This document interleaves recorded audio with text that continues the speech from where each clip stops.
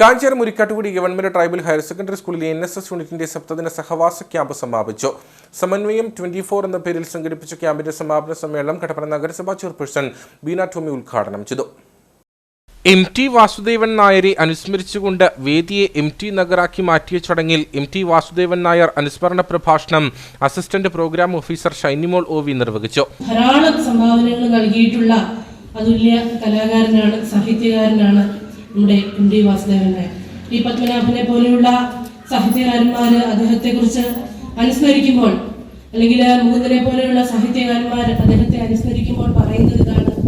അതായത് നമ്മുടെ മലയാളത്തിൽ ഒരു നോവൽ സമ്മാനം നേടാൻ യോഗ്യതയുണ്ടെങ്കിൽ തീർച്ചയായിട്ടും അത് MTയെ പോലുള്ള ഒരാൾക്കായിരിക്കാം.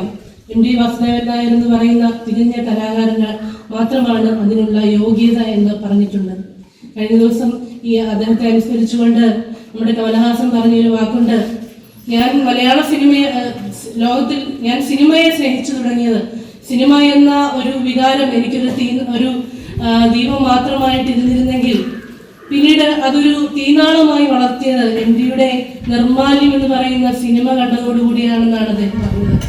1973 ആ സിനിമ ഇറങ്ങുമ്പോൾ മലയാള സിനിമ അതുവരെ കണ്ടിട്ടുള്ള പല സിനിമയുടെ ഒരു ചരിത്രം തന്നെ പരിശോധിക്കുമ്പോൾ വിപ്ലവകരമായിട്ടുള്ള ഒരു മാറ്റം കൊണ്ടുവന്ന ഒരു സിനിമയായിട്ട് എനിക്ക് തോന്നുന്നു കൊച്ചുകുട്ടികളൊക്കെ സിനിമയിലൂടെ ആയിരിക്കും ഒരു പക്ഷേ MTയെ കൂടുതലായിട്ട് അറിയുന്നത്.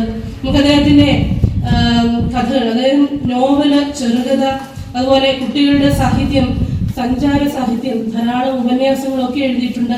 നഗരസഭാ ചെയർപേഴ്സൺ ബീന ടോമി ഉദ്ഘാടനം നിർവഹിച്ചു. മക്കളാരും കൈവിട്ടു പോകരുത്, അതാണ് അമ്മ എന്ന 3 പെൺകുട്ടികളുടെ അമ്മ എന്ന ഒരു മാതാവിന്റെ ഒരു എന്താ പറയുക, ഒരു മനോവിഷമമാണ്. അത് എനിക്ക് മക്കളോടല്ലാതെ മറ്റാരോടാ പറയാനുള്ളത്. ചടങ്ങിൽ Gandhiji English medium government high school senior assistant Sudhamol KS അധ്യക്ഷയായിരുന്നു.